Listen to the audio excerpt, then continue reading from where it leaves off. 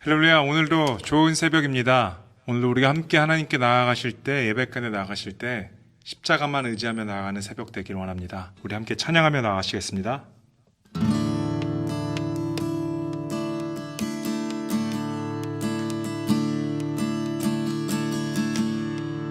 십자가 앞에서 우리 무릎을 꿇네. 삶의 양육께 드려 주님 발 앞에 우리 찬양 받아 주소서. 우리 예배 받아 주소서. 우리 삶을 깨뜨립니다.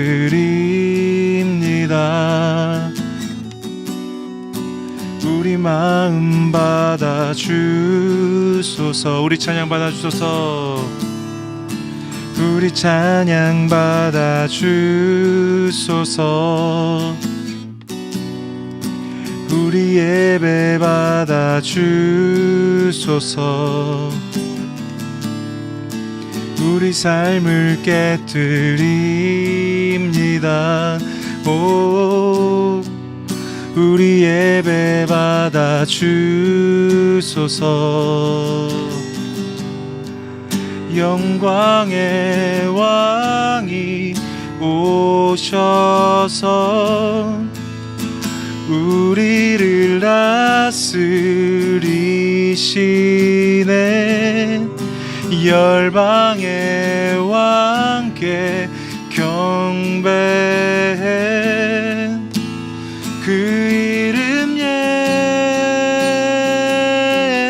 예수. 영광의 왕이 오셔서 우리를 다스리시네. 열방의 왕께 경배해. 그 이름 예수.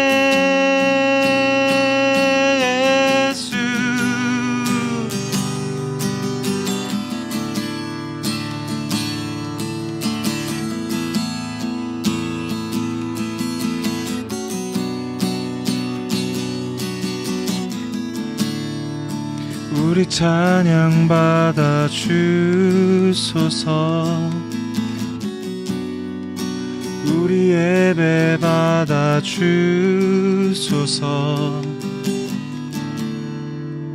우리 삶을 깨뜨립니다.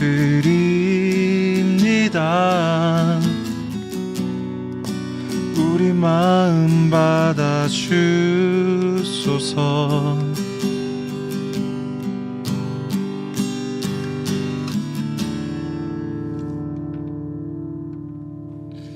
우리 함께 사도신경으로 신앙 고백 드리겠습니다. 전능하사 천지를 만드신 하나님 아버지를 내가 믿사오며 그 외아들 우리 주 예수 그리스도를 믿사오니 이는 성령으로 잉태하사 동정녀 마리아에게 나시고 본디오 빌라도에게 고난을 받으사 십자가에 못 박혀 죽으시고 장사한 지 사흘 만에 죽은 자 가운데서 다시 살아나시며 하늘에 오르사 전능하신 하나님 우편에 앉아 계시다가 저리로서 산자와 죽은 자를 심판하러 오시리라. 성령을 믿사오며 거룩한 공회와 성도가 서로 교통하는 것과 죄를 사하여 주신 것과 몸이 다시 사는 것과 영원히 사는 것을 믿사옵나이다. 아멘. 할렐루야. 주님이 함께 하시는 좋은 아침이 밝았습니다. 우리 한번 나 스스로에게 선포하면서 오늘 예배 가운데 나아갔으면 좋겠습니다. 이렇게 선포하겠습니다. 주님이 나와 함께 하시면 잘 될 수밖에 없다. 잘 될 수밖에 없다.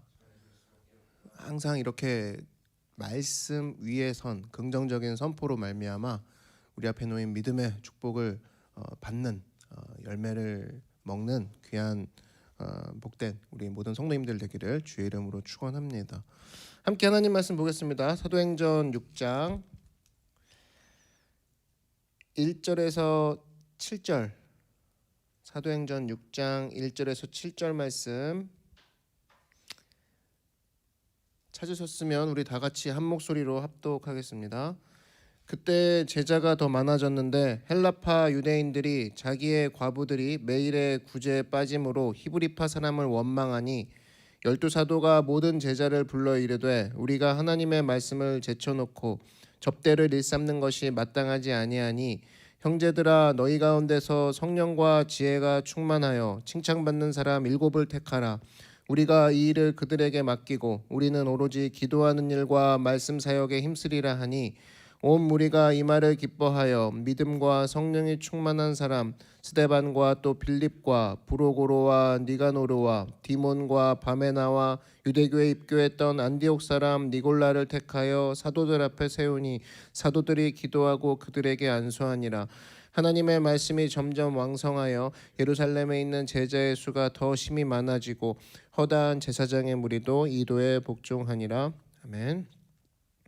네, 오늘은 모든 문제 해결의 비결이라는 제목으로 하나님 말씀 증거하도록 하겠습니다. 예루살렘 교회는 부흥하는 교회였습니다. 안 되는 게 없었죠. 지금 말씀을 읽어본 대로 다 잘 됐습니다. 가난한 사람들 구제 사역이라고 하죠. 구제도 잘하고 뭐 약점이랄 게 없었습니다. 제자들도 더 많아지고 제자 훈련도 잘 됐고 핍박이 있었습니다. 그럼에도 불구하고 핍박보다 더 큰 은혜가 있었던 거죠. 그래서 날이 갈수록 부흥했습니다. 3,000명이 모이고 뭐 5,000명 허다한 무리가 모였다고 합니다. 근데 문제가 생겼어요. 사소한 문제가 생깁니다. 오늘 1절 한번 보시면 그때 제자가 더 많아졌는데 헬라파 유대인들이 자기의 과부들이 매일의 구제에 빠짐으로 히브리파 사람을 원망하니 여러분 대개 문제는 큰 데서 터지지 않습니다. 작은 데서 시작이 돼요. 지금 제자가 더 많아졌는데 뭐 이렇게 시작을 하는데 그 따라오는 문제는 매일의 구제, 어떤 과부들 사이에서 어떤 문제가 있었나 봐요. 여기서 알 수 있는 게 뭐냐면 지극히 사소한 것도 놔두면 치명적이 되는 거구나 깨달을 수가 있죠. 지금 예루살렘 교회 문제가 지극히 작은 거에서 시작이 됐어요. 근데 이렇게 생각할 수 있습니다. 뭐 문제가 없는 곳이 어디 있나? 다 하나씩은 있죠. 하나씩 있는데 문제는 그거예요. 작은 문제가 생겼을 때 여기에 기름을 붓는 여기에 가속을 하게 만드는 게 있거든요. 그게 바로 원망이라는 겁니다. 원망하니까 문제가 그때부터 아주 커집니다. 6장 1절을 보면 헬라파 유대인들이 자기의 과부들이 매일의 구제에 빠짐으로 히브리파 사람을 원망하니 여기서 알 수 있는 게 뭐냐? 좋은 일에도 시험이 있을 수 있다라는 거예요. 우리가 하나님의 일을 하면 좋은 일이 있고 또 하나님의 일을 하면은 문제가 없을 줄 아는데 사실 문제가 더 많이 일어나죠. 문제가 일어나요. 왜냐? 악한 마귀도 살아 있잖아요. 악한 마귀도 우리를 향해 계속적으로 방해하고 있고 또 하나 뭐냐면 우리가 생각보다 그렇게 괜찮은 존재들이 아닙니다. 멀리서 보면 괜찮은 존재인데 가까이 가보면은 굉장히 실망하는 부분이 인간이죠. 그래서 오히려 좋은 일을 할수록 실망하는 것들이 더 많이 드러납니다. 모든 인간관계에서 왜 이런 일이 벌어질까? 항상입니다. 항상 이 복음 외에 다른 것을 강조하면 그런 일이 벌어진다라는 거예요.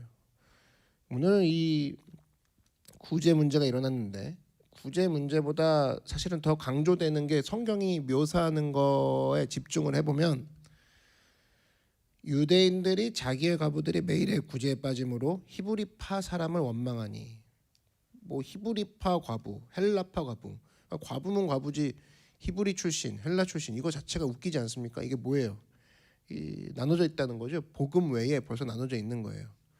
예수 믿는 사람들과 예수 믿지 않는 사람들 나누려면 그렇게 나눠져야 맞거든요. 그래서 우리가 더욱더 그들에게 예수님을 증거하자 그렇게 가야 되는데 교회 안에서 어떻게 나눠지냐면 뭐 지방 출신, 서울 출신 뭐 이렇게 나눠지는 거예요. 그러니까 나누는 기준 자체가 교회에서 많아지면 많아질수록 문제 있는 교회인 거죠. 그 믿음의 성장, 믿음의 성장이 있는, 예를 들면 뭐 리더와 리더 아닌 사람들, 펠로우들, 이렇게 나누는 거는 문제가 없는데 그 안에서 또 막 나눠지는 거죠. 교회만이 나눌 수 있는 기준이 아니라 세상 속에서도 나눌 수 있는 기준. 너 어디 출신이야? 어디 학교야? 그때부터가 문제라는 겁니다. 카테고리가 복음 외의 것들로 나눠져 있을 때. 더한 건 뭐냐? 나쁜 문제가 올 수 있죠. 오면 그냥 보내면 되는데 거기에 기름을 붓는, 거기에 그 비를 내리게 하는 그런 도구가 바로 원망이라는 겁니다. 원망까지 더해지니까 여기서부터 이제 문제가 생기기 시작하는 거예요. 이스라엘 백성들이 출애굽해서 망했던 이유가 뭡니까? 원망에서죠, 원망. 그러므로 우리가 타산지석으로 삼아야 되는데 원망은 민족도 망하게 한다라는 거예요. 원망은 교회도 흔들리게 한다라는 겁니다. 그러니까 잊지 마십시오. 하나님께서는 원망하는 자를 놔둔 적이 없어요. 오늘 우리가 동행하고 있는 것이 성령님이 돼야 되는데 원망과 동행하는 경우가 있지 않은지 살펴보시기를 바랍니다. 그러므로 고난 중에 제일 큰 시험은 뭐냐? 원망이 나오는 시험이에요. 원망이 나오는 시험. 사실 이 원망의 뿌리는 우리가 오랫동안 우리 마음속에 남아 있거든요. 에베소서 5장 4절, 이거 말에 관한 말씀인데 오늘 하나 이거 말씀 외우고 나아갔으면 좋겠습니다. 누추함과 어리석은 말이나 희롱의 말이 마땅치 아니하니 그럼 뭘 해야 됩니까? 오히려 감사하는 말을 하라. 그러므로 이렇게 생각하시면 됩니다. 여러분이 중요한 일을 좀 감당하고 있다 그러면 말을 아끼면 돼요. 중요한 일을 해야 되는 날이 있죠. 월화수목금토일, 그러면은 다 중요한 날을, 중요한 일이 아닐 수도 있잖아요. 중요한 일을 감행해야 되는 그날은 그냥 조용히 있는 게 제일 안전해요. 왜? 원망하는 시험이 제일 크니까. 원망할 때 하나님이 제일 싫어하시고 원망할 때 민족까지도 말살시키는 힘이 있기 때문에 아, 내가 오늘 중요한 일이 있나? 그러면 말을 좀 아껴야 되겠구나. 왜? 악한 마귀도 그날을 노리고 있으니까. 그래서 선교 갔다 오고 나서 가장 먼저 간증부터 시키고 함께 모여서 나누는 게 중요한 게 뭐냐면, 선교 갔다 와서 말 잘못해갖고 은혜 흐트러지는 경우가 훨씬 많죠. 그래서 뭐 다음 선교는 가네 안 가네 얘기 나오고, 또 예배 드리고 난 다음에 항상 이렇게 캠프 모임을 합니다. 또 은혜를 이렇게 서로 모아보죠. 그 시간 되게 중요합니다. 그거 없이 그냥 뭐 나 그냥 집에 가고 뭐 그냥 예배 가운데 드렸다 이걸로 끝난다 그러면은 항상 다가오는 게 불평, 불만, 또 예배 오히려 드리기 전보다 상태가 더 안 좋아지는 그런 상황으로 변한다라는 겁니다. 그래서 여러분, 은혜가 넘칠수록 뭘로 망할 수 있다? 말로 망할 수 있다라는 거예요. 이것이 항상 우리 머릿속에 있어야 된다는 겁니다. 결국은 이 원망의 문제, 구제 문제 가지고 문제가 터졌는데 문제를 오늘 어떻게 해결하냐는 거예요. 문제를 어떻게 하느냐? 구제 문제라고 구제에 집중하지 않죠. 항상 뿌리를 다루는 쪽으로 달려가는 교회가 강력한 교회거든요. 뿌리를 다루죠. 말씀에 집중합니다. 그래서 우리가 무엇을 떠났는가, 구제를 해결해 보자가 아니라 왜 이런 일이 벌어졌지? 어디서부터 잘못됐을까? 그게 말씀이라는 핵심이라는 뿌리로 곧장 예루살렘 교회가 달려가더라는 거예요. 그러니까 이 교회가 쓰임을 받는 거죠. 오늘 2절 한번 보십시오. 12사도가 모든 제자를 불러 이르되 우리가 하나님의 말씀을 제쳐놓고 접대를 일삼는 것이 마땅하지 아니하니. 그러니까 중요한 게 뭐죠? 말씀을 제쳐놓고, 말씀을 제쳐놓은 게 문제라는 거예요. 그러니까 구제 문제가 터졌는데 이 문제를 해결하기 위해서는 말씀에 집중해야겠다. 어찌 보면 다른 데서 솔루션을 찾는 것 같죠. 그런데 그것이 교회가 문제를 푸는 방식이라는 겁니다. 그것이 모든 원망도 막아주고 중심도 흔들리지 않고 앞으로의 미래의 방향도 확보가 되는, 말씀에 집중하자. 항상 여기로 돌아가면 실패하지 않은 거예요. 다시 말해 핵심 정확하게 파악하자요. 교회는 곧 성도라고 했지 않습니까? 그럼 성도의 모든 문제도 이렇게 풀어야 맞는 거죠. 나의 모든 문제는 어디서 오는가? 그래, 핵심인 말씀으로 돌아가자. 이거예요, 이거. 그 사람이 문제가 아니라고. 그 인간관계가 문제가 아니라니까요. 아, 어제 말을 잘못해서 그래. 그게 아니라니까요. 말씀으로 돌아갔는가 안 돌아갔는가. 근데 내 마음속에 지금 말씀 시간도 없는데 그리고 어디서부터 읽으라는 거야. 뭐 어디서부터 읽을 수 있어? 그냥 날마다 그냥 말씀 그냥 설교 보는 걸로 되지 않을까? 뭐 이런 거 있죠. 말씀 읽기 싫어서 주는 마음들, 악한 마귀가 주는 마음들이거든요. 왜? 핵심부터 다루지 못하게 하면은 끝까지 자기가 승리를 갖고 갈 수 있으니까. 그때 예루살렘 교회가 이 원망 있는 분쟁 가운데에 붙잡았던 거, 원망을 해결해 보자, 말을 해결해 보자, 이렇게 해결한 게 아니라 말씀을 붙잡자, 말씀으로 돌아가자, 이걸로 갔다라는 겁니다. 지금도 가정에서의 문제가 막 있어요. 말 서로 험하게 하고 늘 불안한 거 있죠. 이렇게 보면서도 옆에 사람이 불안한 그 가정들, 그거 말의 문제입니까? 말의 문제가 아니에요. 말씀이 떠나 있어서 그러는 겁니다. 말씀에 떠나 있어서. 말씀에 붙잡혀 있는 남편, 말씀에 붙잡혀 있는 아내, 말씀에 떠나지 않는 아버지, 어머니, 그런 부모를 둔 자녀들, 뭐 말은 더할 거 없죠. 말은 당연히 고쳐지는 것이고, 말씀을 떠나서 그렇다니까요. 말씀을. 여러분, 교회 가정 안에 우리 교회도 보면은 뭐 다 다양한 가정들이 있죠. 가난한 가정 없습니까? 상대적으로 가난한 가정이 있고 상대적으로 부자인 가정이 있어요. 다 있어요. 다 요건이 좋나요? 아니에요. 어떤 가정은 요건이 안 좋아요. 어떤 가정은 요건이 또 생각보다 좋고. 근데 너무 신기하지 않습니까? 어떤 가정에서는 같은 문제로 문제가 폭발하는 가정이 있고, 어떤 가정은 더 큰 문제가 와도 흔들리지 않는 가정이 있어요. 이유가 뭐예요? 말씀이라고. 말씀. 이럴 수 있죠. 같은 문제가 왔는데 티를 안 내고 그냥 속으로 골마가는 가정이 있고, 그 티를 내는 것을 기도와 말씀으로 해결해 버리는 가정들이 있는 거죠. 그러니까 이게 달라요. 조용히 지낸다고 안전한 가정이 아니라고, 말씀이 서 있는 가정이 안전한 가정이에요. 남들 입에 구설수가 안 오르는 가정이 안전한 가정이 아니라고요. 정말 안전한 가정은 말씀 위에 서 있는 가정, 말씀 위에 서 있는 성도가 안전한 성도라는 겁니다. 즉 말씀 제쳐놓으면 다 엉망이 되더라. 말씀 제쳐놓으면 항상 문제가 되더라. 그래서 뒤집어 얘기하면 어떤 문제가 다가와도 말씀 붙잡으면 뒤집을 수 있다라는 겁니다.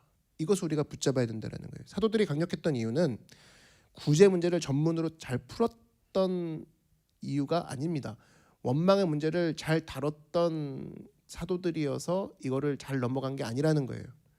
얽히고 설킨 문제들이 다가올 때 오늘 4절 한번 보십시오.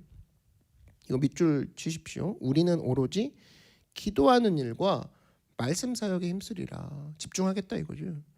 이때부터 능력이 나타납니다. 여러분도 마찬가지예요. 삶에 정말 다양한 문제가 오죠. 어제랑 오늘 문제 다를 거 아니에요. 저번 주 문제랑 이번 주 문제 다르죠. 다 다른 모양으로 문제는 줄 서 있다고. 근데 그 문제를 푸는 방법은 하나예요. 말씀이라고. 교회도 성도도 심지어 목사도 문제 있을 때 어디로 달려가야 되냐? 말씀으로 달려가야죠. 말씀을 더 연구하고 말씀을 증거하고 말씀을 씹어먹고 말씀을 계속 들리는 자리에 서 있고 말씀을 움켜쥐고, 그러면 살아난다는 겁니다. 가정에 불화가 터졌을 때 소리 지르고 싸우지 말고 온 가족이 못 모일 수도 있어요. 그렇지만 다만 2명이라도, 다만 3명이라도, 아니면 자기 혼자라도 가정 예배를 드리기 시작하는 거에서부터 시작이 된다는 겁니다. 뭐가? 회복의 시작이. 그래서 여러분, 부부싸움이 일어나요. 근데 이것을 예배의 모습으로 승화시키고 기도의 자리로 나아가게 만드는 가정, 그게 명문 가정이에요. 그게 기독교 명문 가정이라고. 우리 아빠는 뭐, 우리 엄마는 뭐, 그게 아니에요. 항상 우리 가정은 늘 예배로 풀어. 이 가정이 정말 전통의 기독교 명문 가정이라는 겁니다. 그래서 우리가 그럴 수 있어요. 나는 하나님의 뜻이 뭔지 모르겠어요 요즘. 그러면서 성경책을 안 들고 다니는 사람들이 종종 있는데, 이게 이해가 안 되는 행동 아니겠습니까? 하나님의 뜻이 말씀에 있고 하나님의 뜻을 물어보는 게 기도인데, 아니 그거 아니면 어디서 하나님의 뜻을 알겠다는 건지 스스로 자문을 한다 그러면 답이 나오죠. 그리고 항상 사탄은 그것을 못 물어보게 해요. 하나님의 뜻은 네가 순간적으로 느끼는 감정이야. 그리고 아차 싹 보이는, 말씀을 안 읽고 기도도 안 하지만 오는 어느 날 검색어 1위로 뜬 거부터 시작해갖고 인터넷 서핑을 하다가 거기서 너가 딱 보는 그 정보, 그게 진짜야. 뭐 이런 거 있죠. 친구들이 달콤한 말로 얘기해 주는 게 진짜야. 여기에 막 호소하게 만드는 거예요. 아닙니다. 오늘 사도행전이 우리에게 보여주는 진정한 강력한 호소가 있어요. 그게 뭐예요? 핵심인 말씀으로 돌아가라는 거예요. 핵심인 말씀으로 돌아가야지만 살 수 있다는 겁니다. 말씀 붙들면 어떤 일이 벌어지는가? 오늘 두 가지로 살펴보겠는데, 말씀에 전무한 결과 5절 한번 보십시오. 온 무리가 이 말을 기뻐하며 되어 있습니다. 기뻐하며 믿음과 성령에 충만한 사람 쭉 나오죠. 말씀에 전무한 결과가 첫 번째가 기뻐하죠. 기뻐하는 비결이 말씀을 향해 나아갈 때 기뻐하는 모습이 가장 먼저 온다라는 겁니다. 말씀을 전무할 때 기뻐해요. 성도들이 제일 좋아하는 게 뭘까? 항상 생각하게 되는 자리에 제가 서 있지 않습니까? 가장 좋아하는 게 뭘까? 뭐 체육대회를 좋아할까? 이번에 뭐 체육대회도 힘들겠죠. 뭐 소풍 가는 걸 좋아할까? 뭐가 좋아요? 근데 해보면 대부분 잠깐 좋아하고 일부분만 좋아해요. 또 그러죠. 뭐 미세먼지가 많다느니 꼭 이렇게 뭐 좋은 거 할 때 꼭 한마디 하는 사람도 있어요. 툭 던지고 뭐 들으면서도 이걸 뭐 하라는 거야 말라는 거야 이런 헷갈리게 만드는 그런 의견들이 있거든요. 그때 느끼는 게 뭐냐면 성도들이 다 좋아하는 거, 그게 뭘까 항상 생각하게 돼요. 그게 뭐냐 했을 때 성도들을 진짜 기뻐하게 만드는 거는 말씀이에요. 말씀이 선포될 때 그때 살아 일어나더라고. 어떤 뭐 이벤트나 뭐 이렇게 뭐 해놔도 이거 다 마음에 드는 그런 100% 마음에 들게 하는 교회는 없을걸요. 그러니까 뭐 항상 거기에 늘 말이 있어요. 예. 뭐 목사님 요게 좀 아쉽다 뭐 처음부터 자기가 뭐 알아서 하든가 그런 마음이 들다가도 가만히 있어보자. 이거 어떻게 하면 모두를 만족시키지? 목사로서 생각하지 않습니까? 예배 말고는 없더라고. 예배 가운데 말씀이 강력하게 선포되고 예배 통해 기도로 나아가게 하고 조막간 원망과 힘듦의 자리에서 어느새 말씀 움켜쥐고 성전을 나가게 하고 기도 가운데 부르짖고 성전을 나가게 하면 거기서 진짜 뭐 한겨울에 에어컨을 틀어줘도 좋아하더라고요. 뭐 그럴 일은 없겠지만 그지? 뭐예요? 외부의 환경 없이 마음속에 말씀의 바람이 불어오고 마음속에 말씀의 풍성한 재산이 채워질 때 그때 모든 성도가 기뻐하더라는 겁니다. 그래서 교회가 붙잡아야 될 거 말씀이에요. 말씀. 그래서 말씀이 왜 이런 힘이 있느냐? 여러분 말씀은 제대로 증거되면요. 일단은 꿈틀거리는 힘이 있습니다. 히브리서 4장 12절 보니까 하나님의 말씀은 살아있고 움직인다 그 얘기죠. 그러니까 놀라운 거 아닙니까? 죽은 시체가 있고 뭐 전하는 사람도 만약에 죽어 있다고 칩시다. 그럼 죽음과 죽음이 맞대면 아무 일도 안 일어나잖아요. 근데 거기에 생명의 말씀이 가운데 껴 있어요. 그래서 죽어 있는 설교자가 살아있는 말씀을 전하는 즉 생명을 던져놔요. 어디에? 죽은 심령들에. 그럼 그때부터 그 말씀이 죽은 심령을 치고 다니는 거죠. 뭐라고 되어 있습니까? 하나님의 말씀은 살아있고 활력이 있어. 좌우의 날선 어떤 검보다도 예리하여. 남자들 칼의 느낌 아시죠? 늘 아침마다 면도기 쓱쓱 베어져 나아가는 말씀은 베어져 나가게 하는 힘이 있다라는 거예요. 이게 무슨 뭐 거대한 전쟁에 쓰는 그런 칼도 되지만 내 삶 가운데 잔가시들 그것들 다 쓱쓱 긁어내는 갈라내는 그런 힘이 말씀에 있다는 거죠. 그러니까 설교자가 죽고 성도가 죽어 있다 했을지라도 살아있는 생명의 말씀이 전파될 때는 양쪽을 다 살리는 일이 벌어지는 거죠. 왜? 말씀은 살아있기 때문에. 그래서 하나님의 말씀이 선포되고 난 뒤에 우울할 수가 없습니다. 의욕을 잃어버린 일이 있을 수가 없어요. 하나님의 말씀이 선포되면 살아있고 꿈틀거리는 칼이 선포된 거니까. 그래서 나는 언제쯤 의욕 한번 잃어보나 이런 고백하게 되는 거죠. 그래서 여러분 진짜 기쁨은 내 분위기가 바뀌어야 되는데 어떤 분위기로? 말씀의 분위기로. 말씀으로 돌아가는 교회, 말씀을 돌아가는 성도, 말씀으로 돌아가는 가정이 축복된 가정이라는 겁니다. 이 사실을 붙들고 서 있는 믿음의 귀한 말씀 때문에 기뻐하는 여러분 되길 주의 이름으로 축원합니다. 그래서 우리가 우리 교회 같은 경우는 말씀 기도 카드가 이렇게 늘 데일리로 올라가죠. 그럼 그 말씀 보고 기뻐하시는 그게 진짜 축복이라는 거예요. 내가 오늘 뭐 때문에 기뻐할까? 말씀 때문에 기뻐할까? 누구 친구가 해준 말, 내가 어제 보장받은 어떤 계약들, 약속들 이것 때문에 좋아하는 게 아니라 그렇지. 내가 오늘 히브리서 4장 12절 때문에 기뻐. 내가 죽어도 말씀이 와서 후빈다는 거 아니야? 와, 그럼 나는 또 살아 일어나는 거겠네. 말씀 때문에 기뻐하는, 늘 기쁨의 근거를 말씀에 두는 여러분 되길 바랍니다. 두 번째로 말씀이 임하면 어떤 일이 벌어지느냐? 부흥이 일어난다는 거예요. 부흥은 실제적인 거죠. 실제적으로 내 마음속의 기쁨, 내면적인 기쁨으로 끝나는 게 아니라 바깥으로 보여지는 부흥으로 나타난다는 겁니다. 그게 7절인데, 하나님의 말씀이 점점 왕성하여 예루살렘에 있는 제자의 수가 더 심히 많아지고 허다한 제사장의 무리도 이도에 복종하니라. 교회가 부흥하는 길이 어디 있느냐? 말씀 증거하는 길에 있다라는 거예요. 그리고 그 말씀이 증거되는 교회는 반드시 목사 혼자 기뻐하고 끝나고 아니면 혼자 평안하고 끝나고 이런 모습으로 끝나는 게 아니라 겉으로 보여진다는 겁니다. 말씀이 점점 왕성해서 제자들의 수가 많아지고 교회가 허다한 사람들이 굴복하고 하나님 앞에 열매를 맺어가고 그 가운데 살아가는 모습, 삶의 모습으로 드러난다라는 거예요.